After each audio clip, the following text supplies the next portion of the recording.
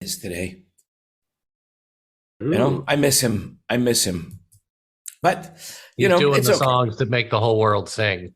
Yeah. Barry Manilow's going to be in the. Barry Manilow is going back to Madison Square Garden, which is pretty impressive, if you ask me. I mean, he's like, you know, I guess. Well, I guess it's no longer the same where performers now can perform till, you know, they drop dead on stage.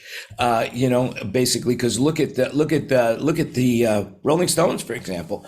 How old is Mick Jagger? Isn't he like 80, 90 years old, something like that? 80 something. Yeah, really, you know, really old. And he's, you know, and it's amazing how well that man looks and how he can move. I saw a video of his last performance. I know it's a couple of years ago, but still, man, for an old guy. And Paul McCartney just performed on the Rolling Stones' new album that's coming up. So I mean, to think that they're putting out a new album of new material, that's crazy. That's crazy. The band's been around, you know. I'll tell you something very humorous, okay? So the Beatles turned, what, 50, 60, something like that? You know, do your own research. Oh, by the way, welcome everybody to the current event show, our current event show, presented by yours truly and Soundbroker. Anyway, and just remember, everything you hear today is an opinion, and congratulations to everyone who's participated. This is our 150th show. 150, that's pretty impressive. So bravo, and thanks for supporting us. So just remember, everything you hear today is an opinion. Do your own research, you know, and have a good time. So anyway, it's just amazing to me that these musics that we're listening to now, the Beatles, which are, I don't know, 50, 60 years old, and Bo, who is from Thailand, when we go in and we listen to YouTube music, and she chooses this classic stuff and she loves it. And although she doesn't speak English perfectly, what she happens to love the most is the Beatles. And if you listen to the Beatles, you'll realize not only are they melodic in regards to their melody lines, but they use sounds such as ukukchu or na, na, na, you know, and because of that, she relates to it even more. And she loves that stuff, which is crazy. And she keeps saying, well, you like listening to this? And I said, baby, I've been listening for 50 something years. I'm ready for a change, you know, but she seems to love it. So there you go. Any comments? Well, it's nice to know that they're still popular. Yeah. You know, the French part of Michelle is all just gibberish. Yes, I heard that too. Yes. None of that is actually really anything. Well, if you saw Let It Be, I think that's what they're calling it. Let It Be. Yeah. Is that it? Let It Be, the Disney special with the guy that directed it, did the Lord of the Rings, I believe. That's what his claim to fame is. And he took all these hours of video and edited them down and enhanced them. Peter Jackson, right? What a great job he did. And of course, it was done by Disney, which is part of the Fox Entertainment Group, which we are now a subsidiary of. Well, indirectly, we are now an official supplier to Fox Entertainment, and that kind of like brings it all around in a circle, because I started the company Soundbroker with Disney, and so now we're back working with Disney, which is great. I love it. You know, 26 years ago today, Jan Landy taught the band to play. That's it. You know. So wait a minute, you said Fox though. Fox has nothing to do with Disney. No, Fox Entertainment is owned by Disney. Oh, Fox Entertainment, okay.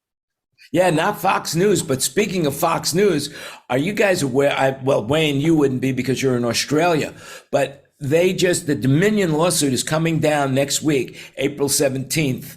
And the judge just ruled today that everybody at that Fox Corporation has to testify live in court. And there's a really good possibility that they're going to be broadcasting this live. And it's amazing to me. Isn't Murdoch from Australia? Yeah. I think he was originally from either Australia or England. No, Australia. I think he comes from Australia.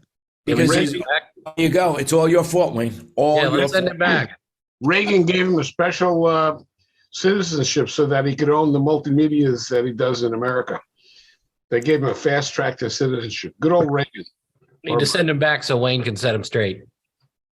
But here's the deal. Rupert Murdoch, listen to this. You're speaking of Rupert Murdoch. So he's going to have to go on the air. He's going to have to go on the trial. And he's already been recorded as saying, and this is it. He says, it's not about the black and the white. It's about the green. You know, so I'm going to give my audience whatever they want to hear. I don't care if it's true or not. Now, so it's amazing to me that news, I really think that they should strip that title from Fox, and it just should be Fox Entertainment. Well, they can't use Fox Entertainment because they sold it. So they have to, they have to come up with some sort of French word or something that will, will basically be Fox bullshit.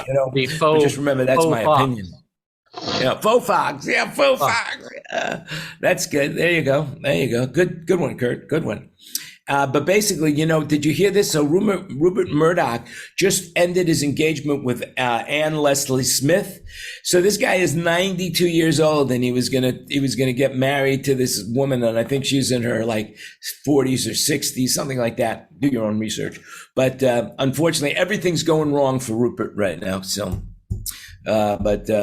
they are going to be testifying, and I just don't know what you guys think, but they're going to have to go to court. Like, for example, Tucker Carlson, he's on record now. They got his emails, they got his texts saying that he hated Trump and he didn't believe a word he said. And now he's going to have to go on air and actually say that. I wonder if his audience is going to care. Don't know. And evidently nobody in the room does either. Well, hey. Nobody cares about, Trump's audience doesn't care about anything that he says. So what the hell? Yeah. But here's the other thing. And of course he's been indicted. Now he is, now there's criminal charges against him actually filed. It's crazy. It's crazy. The first time in the history of the United States that a former president, or a president for that matter, has been indicted on criminal charges of felonies, multiple felonies, 34. Yeah, but nothing happens till December. So well, that's not true, David. There's going to be things happening right now. Like one of the things that they're working on right now from the Trump side is I just read from Maggie Haberman of the Times is that he wants the judge replaced. So their team is working on getting the judge to recuse themselves by really despicable means. But we'll see what happens. I mean, there could be a ruling quicker than that because the judge said, "Hey, look, let's be civil on what you say now in the out in public." And then the not even hours later, his first conference, he's basically belittling the judge and his judge's family, and so we'll see if there's a gag order on this guy. But who knows? But that's basically been taking up a lot of the oxygen in the air on the news medium. And because of that, I have to say, laughter is the best medicine for everything. Did you know, and if you can disagree with me, that's okay, but I believe this to be true, that laughter, to cause someone else to laugh, is the only emotion that you could bring out, or the only action from another person that you cannot bring out by force or any other way. A person has to willingly want to laugh to make them laugh. And basically, well, what do you guys think about that? That's true. You mean, are we talking about laughter is contagious? No, I'm saying that you can't force somebody to laugh. Okay. You could force them to be in pain. You could force them to cry. You could force them to yell or scream, but you can't make them laugh. There's nothing you can do. What about tickling? I don't know. Interesting thing. Let's do our own Google research. We'll need a volunteer to see if we could tickle somebody into laughing. That's it. I'll call Bo, get in here. That's it. So anyway, all kidding aside. Hey, but laughter is a therapy for the mind and the body. It produces emotions, positive emotions that leads to the kind of flourishing of feelings such as amusement, happiness, myth, and joy. And, it really, basically it changes the molecules in your body. And it causes I remember this Vince Appeal, nobody else will remember him, but he had cancer. And then to cure himself, he just watched hours and hours of sitcoms and comedy and read comedy books, and he laughed himself to good health. So keep laughing is what I would say. Anybody have any comments on that? I think it's pretty good. I get up in the morning and watch little cartoon things, or I'll get onto YouTube and watch and it just I definitely think it makes you less stressed. If you I'll watch a bit of Leghorn, what's his name, the big chook, Foghorn Leghorn. Yeah, that's him. I say, boy. And I watch it. And I watch any of that. And then I might go on and even watch silly stuff, like you'll watch people have got footage of animals doing unusual things like cows or chooks, or it's just it relaxes the mind. For some others it might not relax mind, but it certainly relaxes me in the morning while I'm eating my breakfast. It's really contagious. Did Rupert Murdoch make it to 92 because he's been laughing his way to the bank? Very possible. Very possible. I mean, the guy is hugely wealthy. I haven't counted his money lately, but I hear that he's got he's got more money than I do. I know that for sure, just because he could fly in a private jet and I can't. How did he make his money? I never followed his career. How did he make? Because he was wealthy when he left Australia. I believe that he started off by going to England and buying the Star. I think that was his first investment. I think he bought the Star newspaper. He also did the satellite TV network, or whatever it's called. Media thing. Was he connected to Alan Bond? He was another fellow that was would be in that age group. He was a mega wealthy fellow. I don't know if he still is, but he was Alan. I thought they were connected somewhere. There was a group of people that were connected, but I never followed it. I'm not really a follower of that. But Jan, going back to the performers that get into their late 70s, and I think it's fantastic. I often wonder if you went to say Angus Young when he was 17 and 18. And ACDs were flying around. You asked him, when I'm 66, I can go and perform around the world and sell out. Wonder what they would have said. Do you think they would have thought that was possible? Or any of the artists? I don't think anybody thought, well, in those days, you didn't really have a very long career. You only had a certain Well, but I venture to disagree, because the heroes of the Stones and Mick and Keith and the Beatles and all those guys were all of the blues players and stuff. And those guys like Muddy Waters and all those guys and Lightning Hopkins, they all played until they died. There was no retirement. The Beatles and the Stones, their heroes weren't pop stars.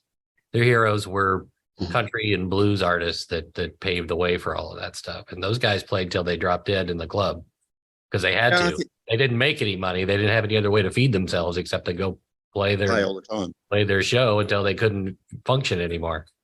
So for the Stones, for Mick and Keith, it's completely normal, I think, for them to be out doing their thing well into being great grandparents, because those guys were their heroes. They were their role models.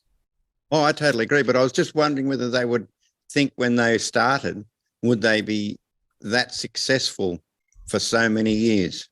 Because I think anyone that starts and wants to be just a straight musician, and that's all they want to do, they'd love to do it till they drop. But there was nothing like the worldwide success of the Beatles or the Stones until the Beatles and the Stones. There was no model for them to base anything on. So I can't imagine they would have ever considered that it would happen, because they were the first to do it. First. Well, actually, I would disagree with you. I think that the first one to really do that was Elvis Presley. Well, actually, before that was Frank Sinatra.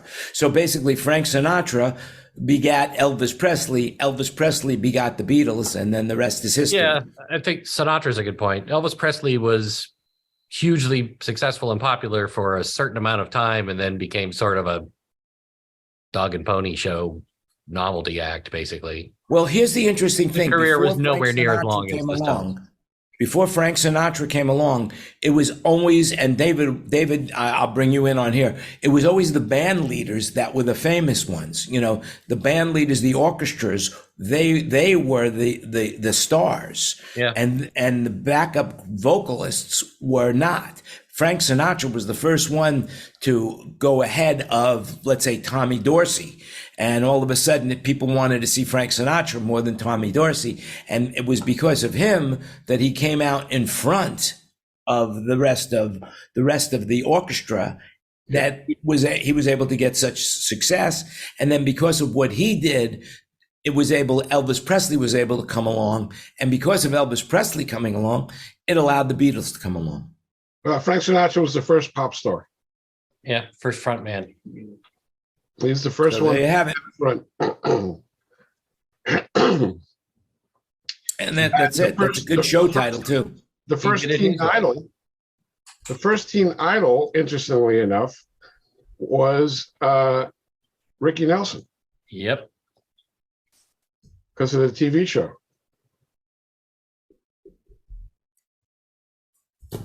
Which TV show? The Ozzie and Harriet show. Aha, that's right. And speaking of Ozzie and Harriet, that old family type of ethic show, I want to wish everybody a happy Easter and a happy Passover. Passover is going on right now, so whatever you celebrate in that way, I want to wish you a happy holiday.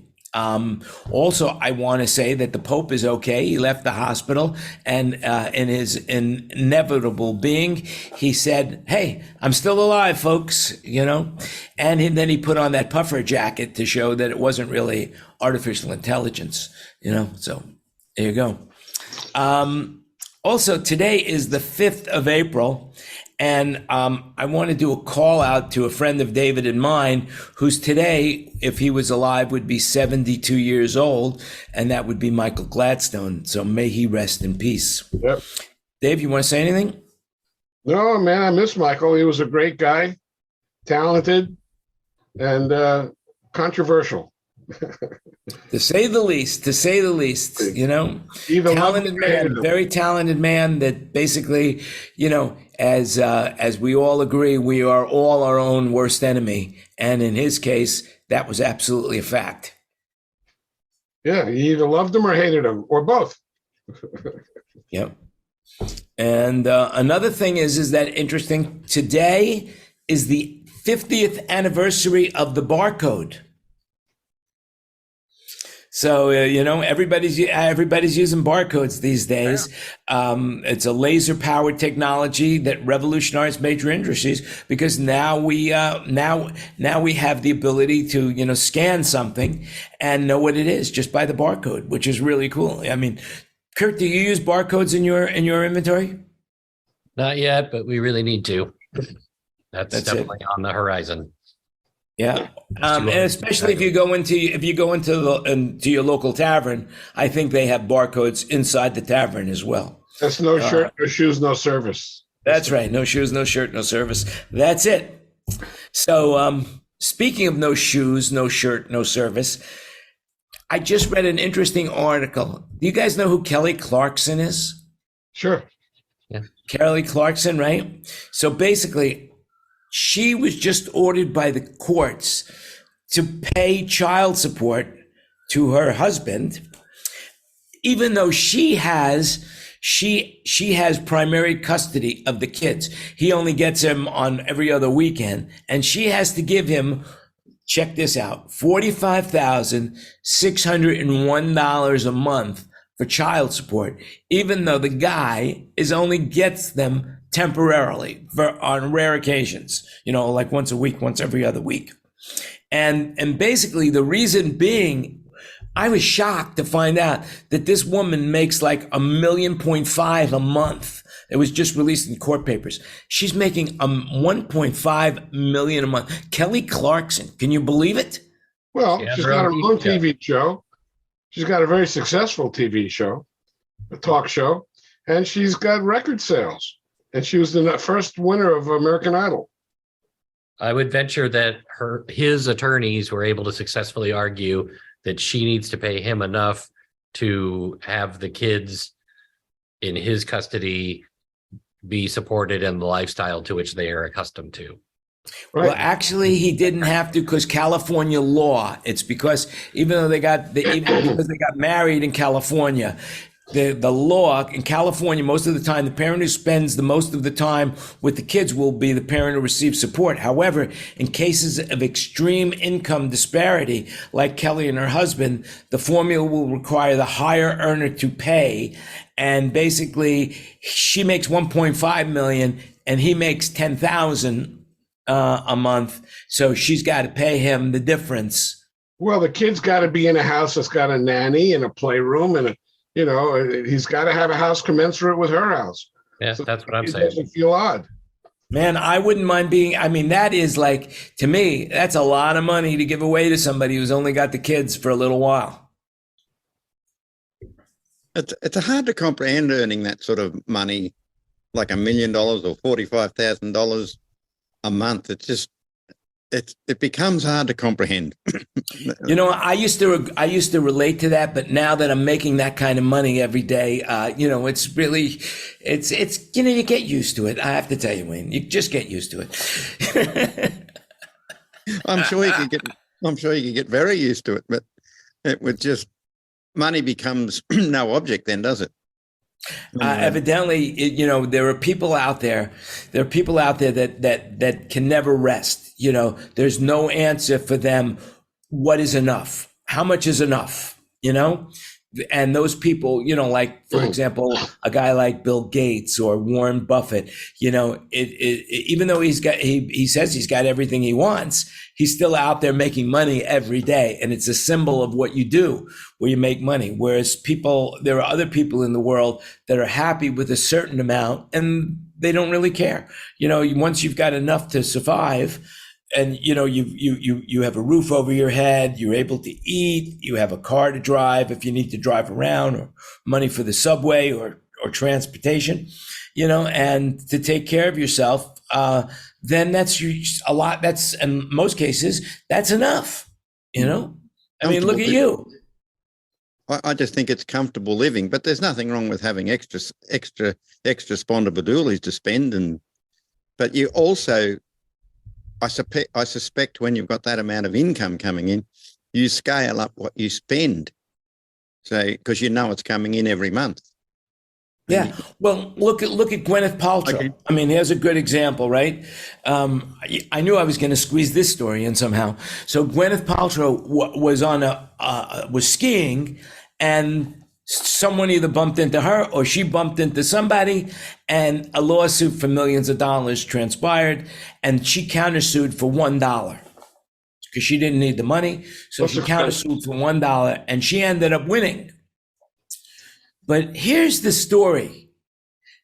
This guy, the optometrist who sued her, said that she bumped into him, caused him great grief at high speeds. But according to what I read, it happened on a bunny slope. How is that possible that you could have great speed on a bunny slope? I ask what a bunny slope is. You can't. Kurt, you're a skier, right? Not so much lately, but yeah. Bunny slope is where the kids just start learning, and there's a little tiny rope tow to get you up to 50 feet to the top of the 5-degree hill. You can't get up to speed. Very good. Normally, there's just a bunch of 3-year-olds on the bunny slope. Yeah. Ken, do you ever do any skiing? Well, first of all, who said bunny slope? Hold on, David, you interrupted Ken. Ken, did you do any skiing? About 25 years ago. Now, did you see Gwyneth Paltrow while you were up there? No, but I was in Heavenly one time, and we're just hiking. It was in August, and a bunch of us were walking through one of the trails, and I said, any idea where the Sonny Bono Memorial Tree is? And everybody just stopped and looked at me. Harrison Ford is known to be hiking over there. It's on the Nevada side, the Sonny Bono tree of Heavenly. That's what started everybody wearing helmets. That's literally the start of the whole thing for skiing. I know the run that he was on. I know pretty much where the tree was too. That's an interesting thing. You know, I had my major accident in Heavenly as well that changed my whole life. Heavenly Valley on the Nevada side. But that's another story. But here we are today, thanks to that. Sound broker, you know, welcome. Hey, David, if you know where the tree is, don't you think you should share it? I did. It's on the Nevada side. I can picture. Come on, I share can picture where it was. I just don't remember the name of the run because I haven't been there in so many years. Upper Oregon. What's this? The Upper Oregon Trail? No, this is Heavenly Valley in Tahoe. In Tahoe, Oregon. That's where the tree is on the Nevada side, Upper Oregon. Orion. O-R-I-O-N. Orion, yeah. Yeah, Orion. That's okay. Yeah. Maybe you can what's Google going it on up there right now as far as the weather goes? I mean, how much snow does Heavenly have? I mean, how much snow is there in Northern California? Well, today they just announced that Squaw Valley, which is now Palisades, is going to be open until July for the first time. So that's how much they have. So, and May and June for sure in Heavenly, and I don't remember the third one, maybe Kirkwood. And Mammoth is going to have July 4th, but they have had July 4th many, many times. I don't think that Heavens and the Tahoe resorts ever have. Yeah. So that's how much there is. The most snow I've ever seen when I was up in Klamath Falls, Oregon, and I'd never seen this before, but both sides of the road, the snowbanks were over, I don't know, 20 feet high, and you drive through this. They cut out a road in snow. It's just amazing how high the snow can get. Yeah, I think they said the 65 feet in Squaw Valley right now. Yeah, and they do ski in the summer. In Klamath Falls, they could ski all the way into August. So if you're a skiing buff, Klamath Falls, Oregon, I'm sure up by where you are, Kurt, well, you're actually in Washington, but then right above you is Canada, and I know they have a lot of skiing up there as well, outside of Vancouver. Yeah, there's a bunch of. I mean, we just went to Whistler a couple months ago, and so that's actually the last time I skied. And there's Silver Star. There's a bunch of great stuff up there, and we've got plenty of it here too. I mean, you don't have to leave Washington to ski by any means. I could be on the slopes in an hour from now. That's cool. Yeah, well, you don't have the time. If you're skiing in June or July, it's swimming weather. So you're skiing in bathing suits, and you're skiing in spring snow, which is not powder. It's kind of slushy. We don't usually get that. It ends about, I mean, if it makes it to April, that would be pretty surprising usually. Mm-hmm. Well, spring skiing in Tahoe, they definitely strip down where girls are wearing sports bras and, nothing on top, that kind of thing. It's warm. Could you give me that address, David? Give me that address where to go. Maybe that's what Sonny was looking at when he hit the tree.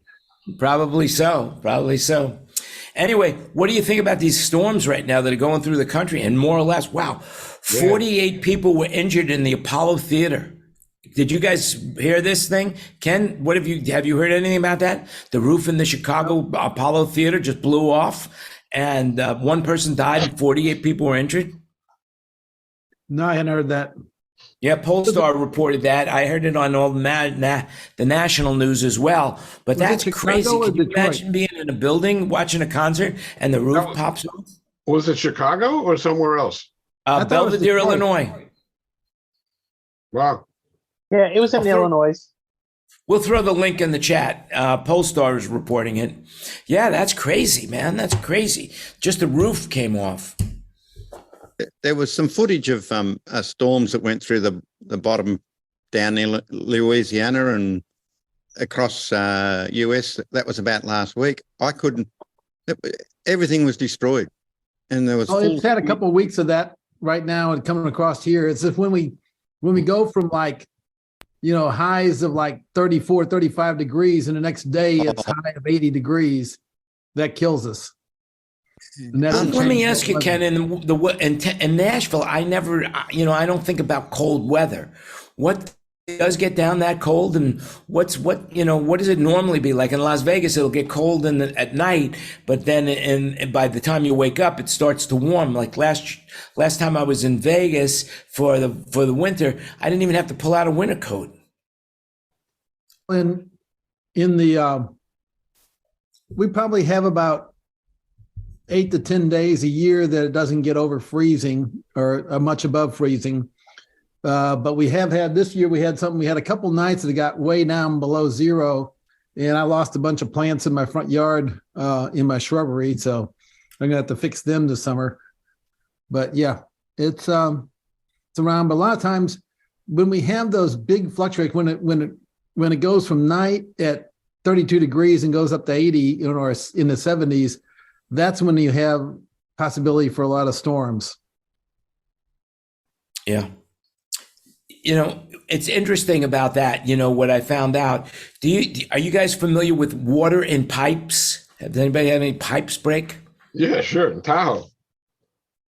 Well, what happens is that the water freezes at 32 degrees, but it has to expand. So if it's in a pipe and the pipe is strong enough, the water can't expand. So it won't go below 32 degrees until it gets to a point that it gets so cold. Then when it gets down to, like, let's say 25 degrees, the instant it gets to 25 degrees, or the pipe will allow it, it instantaneously drops to that level of degrees. So it goes from 32 immediately to 25, and boom, it just pops out, and that's how it breaks the pipes. It's instant expansion, instant. Neil deGrasse Tyson, I was watching him on YouTube Shorts. He was explaining it. He's a fascinating guy. Do you guys watch any of these shorts or the TikToks or any of that stuff? I highly recommend against it. It's very addictive. And Wayne, the Australian government just banned TikTok from all government employee phones. Is that right? There you go. So, you knew something before I did.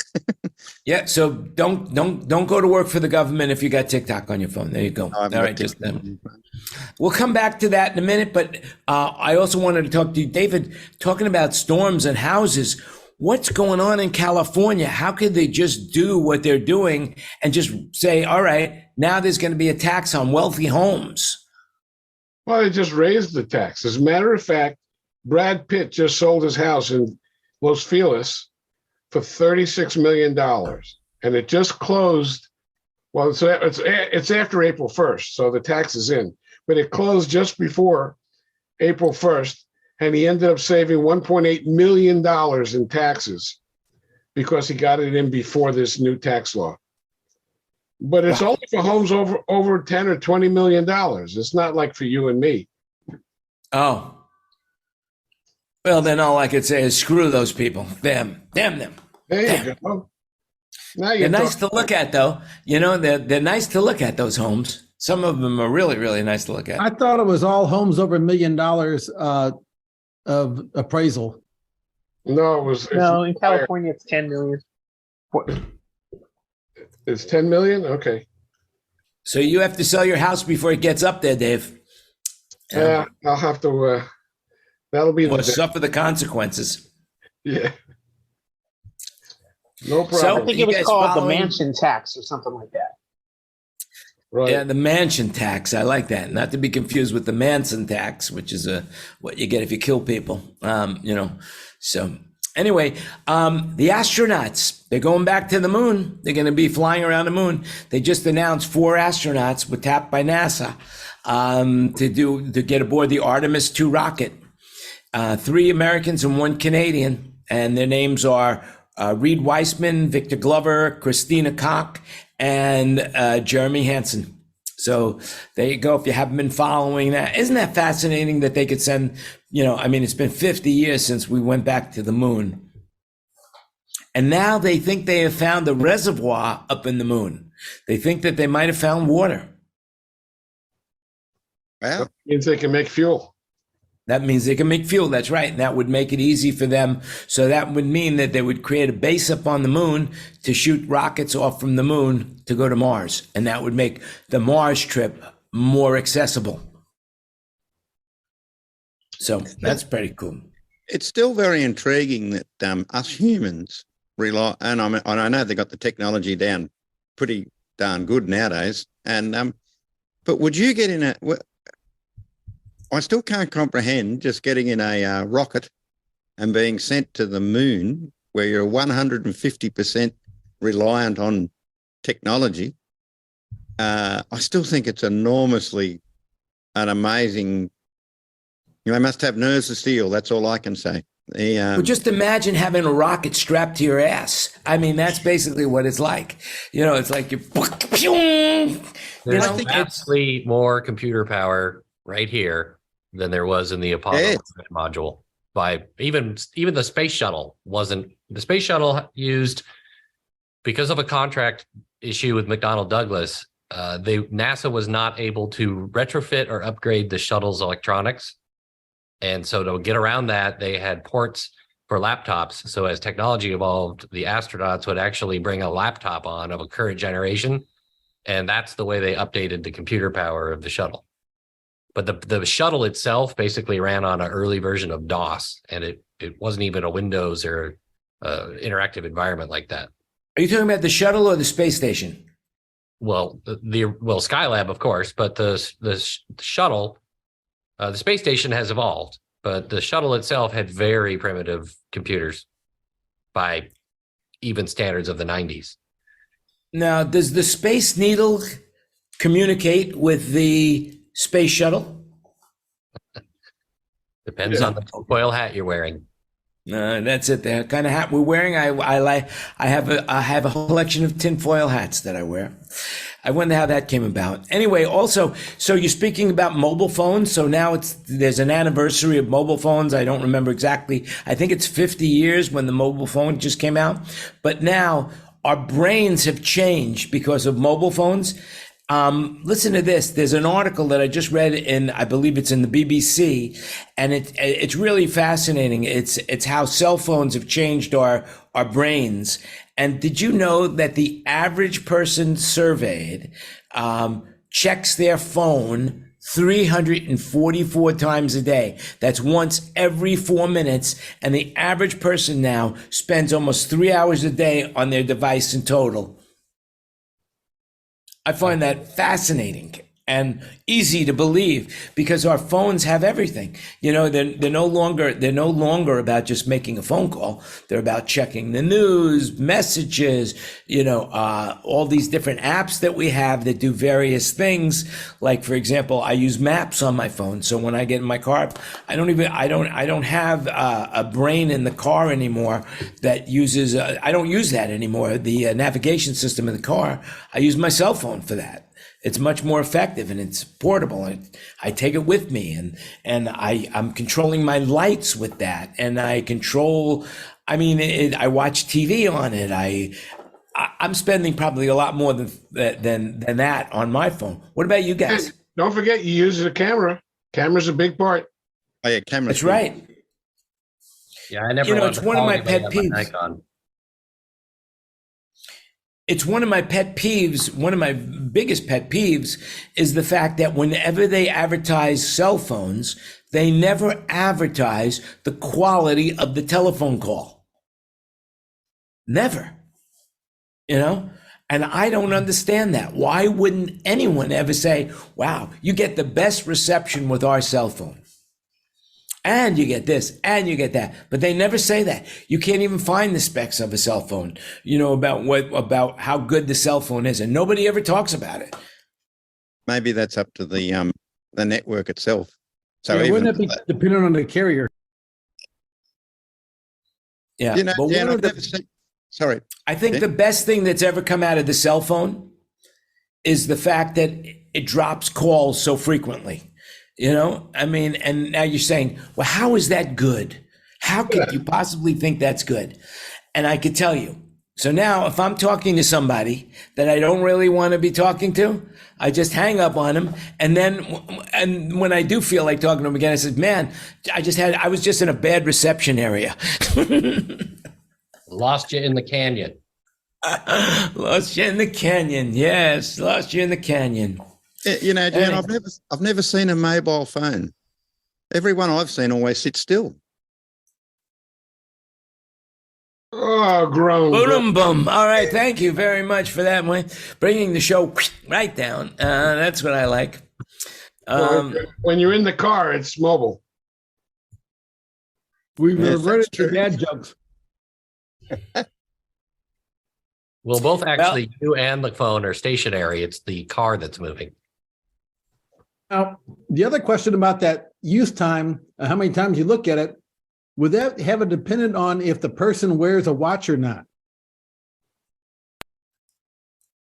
Well, person with a watch, you wouldn't look at the phone quite as much as someone who doesn't wear a watch.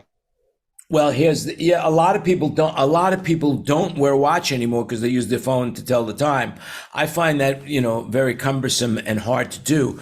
But what I found now is that I have the Apple Watch, and of course the Apple Watch connects to the Apple phone, connected to the shin bone, connected to, but anyway, no, the Apple Watch, so I can answer the phone on my watch. I can use a lot of the features. The watch has a remote control to control the camera. I mean, I could record into my watch.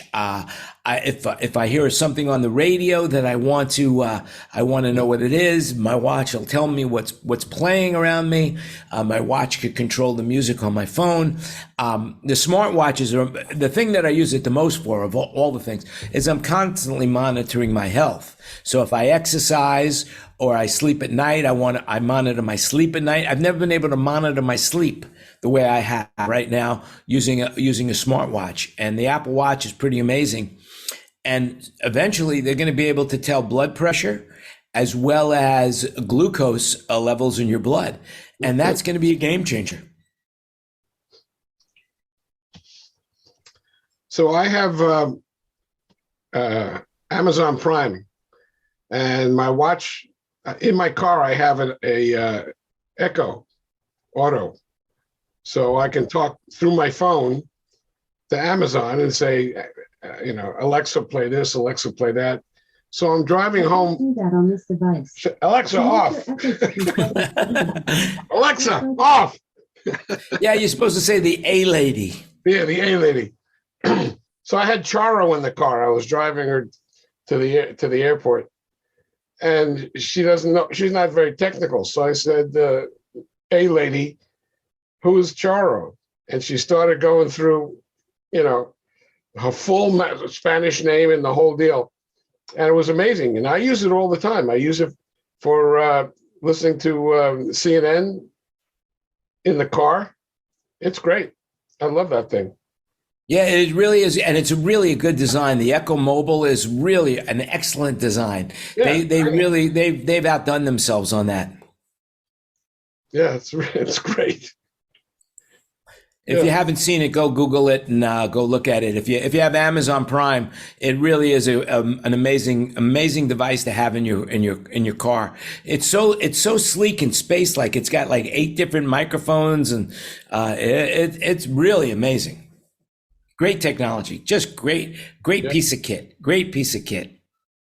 So anyway, I got a few more things I wanted to talk about, but really in general, it's pretty amazing that this week NATO just let Finland, Turkey had voted them in, and now Finland is part of the of NATO, and that basically doubled the border of NATO to Russia, and now it's crazy what's going on over there, and now basically the almost Russia's far eastern border is now completely connected against NATO, which is not what Vladimir Putin had in mind when he decided to go to war with Ukraine. So just a piece of world news for you guys, in case you're not following it. Anyway, last story I want to talk about is artificial intelligence. There are now people coming up right now that basically say that artificial intelligence should be put on pause for a little while because it's developing so fast that they don't know what the outcome could come of the artificial intelligence and GPT-4. Any comments on that?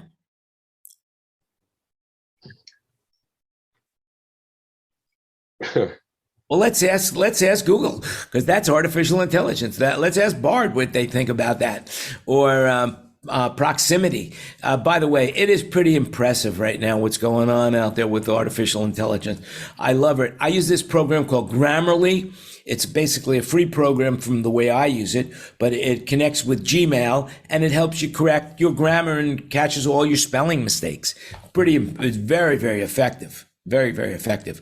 So if you use Gmail, there's a plugin called Grammarly that you should check out, because it definitely helps you in a lot of ways. But because a lot of my emails are technically oriented, Grammarly is not really the best for that, because it doesn't understand what a road case is, or when I describe a Rivage and a PM7 or PM10 or a speaker system, it doesn't get it. So it says, oh, that's not correct. And I say, yes, it is. So anyway. When you get mad, does it change everything so people think you're talking about ducks? No, what it does basically, it just highlights the words, and then you change it if you feel that it's necessary. It just puts a red line under the word, and then you click on the red line, and it gives you its comments of what it thinks it should be, and then you either accept it or don't accept it. Usually, it's really good. I mean, usually it really rewrites the sentence in such a way that it makes more sense than I wrote it, but it takes away from me my phrasing and who I am as a person. So a lot of times I won't listen to it. I just rather it be me, And then the other thing is, of course, I don't know if you guys use Twitter or not. We use Twitter on our website so that when we post a listing, it's really a cool opportunity where we post a listing and we post it to Twitter, and then it appears on the top of our webpage. And of course, it's also out in social media. It's a really cool way to do that. But we never got a check mark because we weren't famous enough. And now Elon Musk wants to charge like $1,000 a month for news organizations to get a check mark, and they're all rejecting. The Times says, no way are we going to do this. The Los Angeles Times, the Washington Post, Politico, BuzzFeed, they all said they're not going to do it. So I have a feeling Elon is in a little bit of trouble over there at Twitter. Any comments? Well, he already declared that Twitter is worth $20 billion and wrote off like $20 billion right away, because he bought it for 40, right? Or 44? 44, I believe. But if he keeps running it the way he's running it, I'm convinced he's going to run it right into the ground. Yep. Anyway. Now, The other question about AI is, it's become an issue in schools, like in high schools and in college, AI writing papers, and the kids don't have to do anything, don't have to learn it.